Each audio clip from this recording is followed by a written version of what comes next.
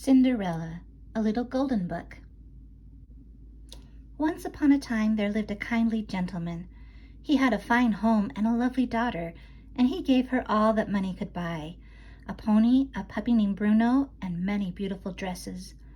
But the little girl wished for a mother and for other children to play with. So her father married a woman with 2 daughters of her own. Now he thought his daughter had everything to make her happy. But alas, the kindly gentleman soon died, and his second wife was harsh and cold to her lovely stepdaughter. She cared only for her 2 ugly daughters. Everyone called the stepdaughter Cinderella now, since she sat by the cinders to keep warm as she worked hard, dressed only in rags. But Cinderella was not sad. She made friends with the birds who flew to her windowsill, and her best friends of all were, guess who? The mice. The mice lived in the attic with Cinderella. She made little clothes for them and gave them all names, and they thought Cinderella was the sweetest girl in the world. Every morning Cinderella woke from her dreams and went right to work. Out back she set a bowl of milk for the stepmother's disagreeable cat, who watched for his chance to catch the mice. She fed grain to the chickens and ducks and geese, and Cinderella gave some grain to the mice, when they were out of reach of the cat, of course. Then back into the house she went. Up the long stairway she carried breakfast trays for her stepmother and 2 lazy stepsisters, and down she came with a basket of mending, some clothes to wash, and a long list of jobs to do for the day. "Now let me see," her stepmother would say. "You can clean the large carpet in the main hall, and wash all the windows upstairs and down, scrub the terrace, sweep the stairs, and then you may rest." Now across the town was the palace of the king, and one day the king himself was giving orders to the great Grand Duke. "The prince must marry," said the king. "It is high time." "But first he must fall in love," said the duke. "We can arrange that," said the king. "We shall give a great ball this very night and invite every girl in the land." There was much excitement when the invitation to the king's ball came. "How delightful," the stepsisters said. "We are going to the palace to a ball."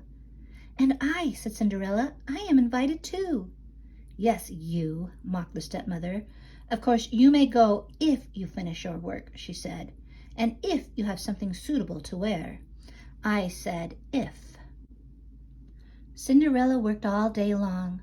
She did not have a moment to fix herself up or to give thought to a dress.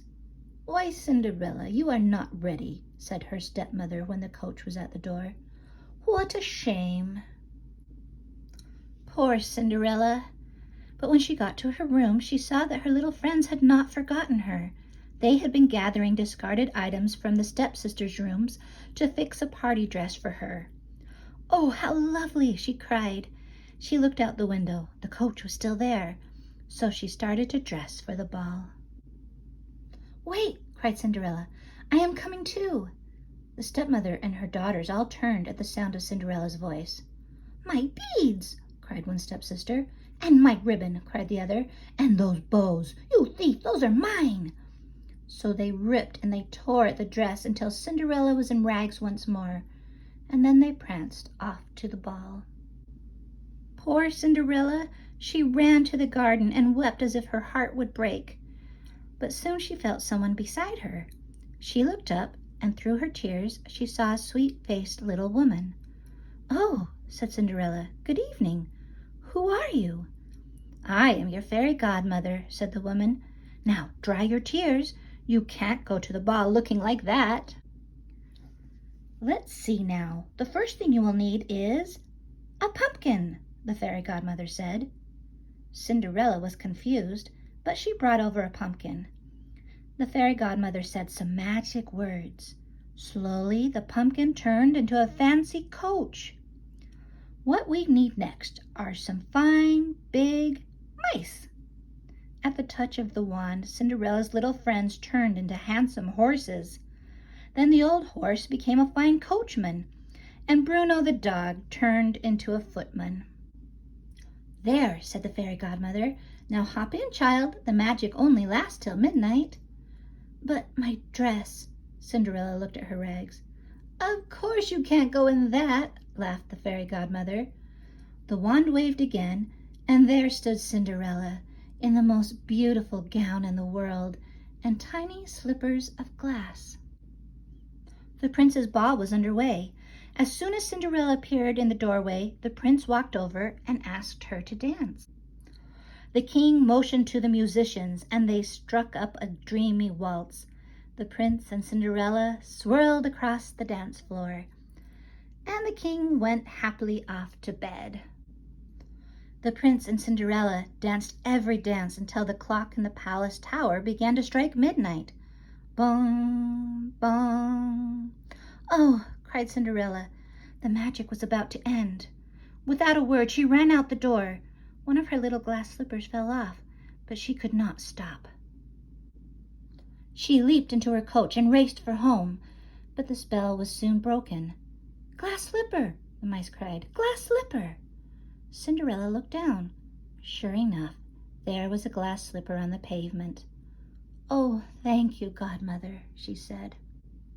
The next morning, the king learned that the prince wanted to marry the slipper's owner. Find her! Scour the kingdom, but find that girl! He shouted to the duke. News of the duke's search ran on ahead, and the stepmother dressed her ugly daughters, hoping that one of them would be the prince's bride. The prince's bride, whispered Cinderella. I must dress too. The duke must not find me like this. Cinderella went off to her room, humming a waltzing tune. Then the stepmother suspected the truth, that Cinderella was the girl the prince was seeking. So the stepmother locked her in her room. Please let me out. Oh, please, Cinderella cried. But the wicked stepmother only laughed and went away. We will save you, said the loyal mice. We will somehow get that key. The household was in a flurry. The Grand Duke and his servant had arrived with the glass slipper. Each stepsister tried to force her foot into the tiny glass slipper, but they failed. Meanwhile, the mice made themselves into a long live chain. The mouse at the end dropped into the stepmother's pocket. He popped up again with the key to Cinderella's room. The Grand Duke was about to leave when Cinderella came flying down the stairs. Oh, wait, please, she called. May I try the slipper on? Of course, said the Duke. But the wicked stepmother tripped the servant with the slipper. Crash! It splintered into 1,000 pieces. Never mind, said Cinderella. I have the other here. And she pulled from her pocket the other glass slipper. Soon she was princess of the land, and she and her husband, the charming prince, rode to their palace in a golden coach to live happily ever after. The end.